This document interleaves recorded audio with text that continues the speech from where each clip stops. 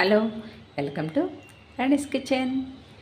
ఈరోజు మీకు నేను ఒక చక్కని రోటి పచ్చడి చేసి చూపించబోతున్నానండి. అది ఏంటంటే మీరు ఎప్పుడైనా చేశారో లేదో నాకైతే తెలీదు, కానీ చేసుకుని తింటే మాత్రం చాలా అంటే చాలా టేస్టీగా ఉంటుందండి. అది కొబ్బరికాయ చింతకాయ రోటి పచ్చడి అండి.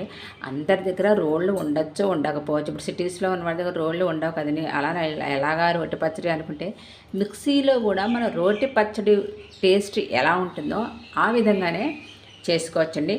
చాలా ఈజీగా అలాంటి కొబ్బరి చింతకాయ రోటి పచ్చడి మీకు ఈరోజు చేసి చూపించబోతున్నాను.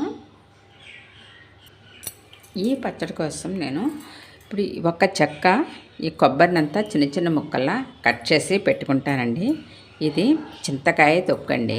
మనకి సీజన్లో చింతకాయలు వస్తాయి కదా, వాటిని శుభ్రంగా కడిగేసి ఆరబెట్టేసుకుని మెత్తగా ఉప్పేసి తొక్కేసుకుని ఇలా చేసి నిల్వ చేసి పెట్టుకున్నామంటే మనం పచ్చళ్ళల్లో చేసుకుందుకు చాలా ఈజీగా ఉంటుందండి. ఇలా ఈ విధంగా ఎలా ప్రిపేర్ చేసి నేను ఇంతకుముందు ఒక వీడియో చేశాను, నేను మళ్ళీ చేసి చూపిస్తాను మీకు. నేను అలాంటి చింతకాయ తొక్కు ఒక కప్పు తీసుకున్నానండి. దీనికి ఒక చెక్క కొబ్బరి అయితే సరిపోతుంది. కొంచెం పోపు, అంతేనండి. చాలా సింపుల్, కానీ మొత్తం అన్నం అంతే పచ్చడేసి తినేయచ్చండి, అంత చక్కగా ఉంటుంది. ఇప్పుడు కొబ్బరిని చిన్న చిన్న ముక్కలు చేసేసుకుని పోపు రెడీ చేసి కొబ్బరిని చిన్న చిన్న ముక్కలు చేసి పెట్టేసుకోవాలండి. దీంట్లో ఒక 3 పచ్చిమిర్చి, మినప్పప్పు, ఆవాలు, 2 మెంతులని ఎక్కువ వేయకూడదు, కొద్దిగా జీలకర్ర, ఇంగువ, ఒక 4-5 ఎండుమిర్చి. ఇది పోపు సామాన్. పోపు రెడీ చేసుకుందాం. ఇప్పుడు స్టవ్ వెలిగించుకుని చిన్ని బండి సరిపోతుందండి, పోపే కదా, అందుకోసం దీంట్లో ఒక 3 స్పూన్లు ఆయిల్. పోపుకి సరిపడా ఎక్కువ ఆయిల్ కూడా పట్టదు. ఇప్పుడు ఆయిల్ హీట్ అయిన తర్వాత ఫస్ట్ మనం ఇంగువ అండి. నేను ఇందులో ముద్ద ఇంగువ వాడుతున్నాను, ఈ పౌడర్ ఇంగువ కాదు. ఈ ఇంగువ మంచి స్మెల్ ఉంటుందండి, చూసారా ఇలా ఉంటుంది ఇంగువ. ఆ మాత్రం ఇంగువ వేస్తే కానీ ఈ పచ్చడికి రుచి రాదు. ఈ ఇంగువ బాగా పొంగాలండి. చూసారా, ఆ విధంగా ఇంగువ పొంగితే మంచి సువాసన వస్తుందన్నమాట. పచ్చళ్ళకి ఇంగువే మెయిన్ ఇంగ్రీడియంట్ అండి. ఇంగువ లేకపోతే అసలు పచ్చడే లేదు. పులిహోరకైనా, ఆవు పెట్టిన కూరలకు కానీ ఇంగువ చాలా టేస్ట్ని ఇస్తుందండి. ఇప్పుడు అలా ఇంగువ పొంగిన తర్వాత మనం ఎక్కువ కదని ఒక చిన్న టీ స్పూన్లో ఒక 4 ఇంగువ, చూసారా, ఒక 10-15 ఉంటాయి మెంతులు, అంతే. అవే వేయాలి. ఎక్కువ వేస్తే మళ్ళీ చేదు వస్తుంది అనమాట, అందుకని ఎక్కువ వేయకూడదు. 1 స్పూను మినప్పప్పు,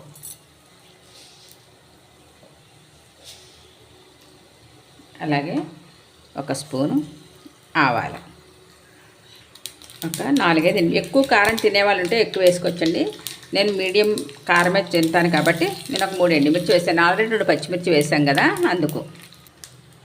పోపు వేగిపోయిందండి, స్టవ్ ఆఫ్ చేసేసాను. ముందుగా మనం ఈ కొబ్బరిని మనం మిక్సీ పట్టేసుకోవాలండి కోర్సుగా. మనం కూర వస్తుంది కదా, ఆ టైప్లో ఫస్ట్ ఈ కొబ్బరి ప్లస్ ఈ పచ్చిమిర్చి ఇవి 2 ఫస్ట్ మిక్సీ పట్టేసుకున్నాం. ఇదిగోనండి, ఇలా మిక్సీ పట్టేసుకున్నాం. ఫస్ట్ కొబ్బరి, పచ్చిమిర్చి. ఎప్పుడు కూడా ఇలా ఈ పచ్చళ్ళు మెత్తగా చేసేసుకుంటే బాగుండదండి, ఇలాగే ఉండాలి. ఇప్పుడు దీంట్లో ఈ చింతకాయ, ఇది ఆల్రెడీ కొంచెం ఉప్పేసి తొక్కి ఉంచాను నేను, కానీ ఇప్పుడు కొబ్బరి కూడా వేసాను కాబట్టి సరిపోదని ఇంకొంచెం సాల్ట్ మనం ఇప్పుడు దీనికి సరిపడగా కూడా సాల్ట్ వేసుకుని ఒక్కసారి దీన్ని మిక్సీ పట్టేసి తర్వాత పోపు కూడా దీంట్లో వేసేసి మొత్తం గ్రైండ్ చేసేసుకున్నాం.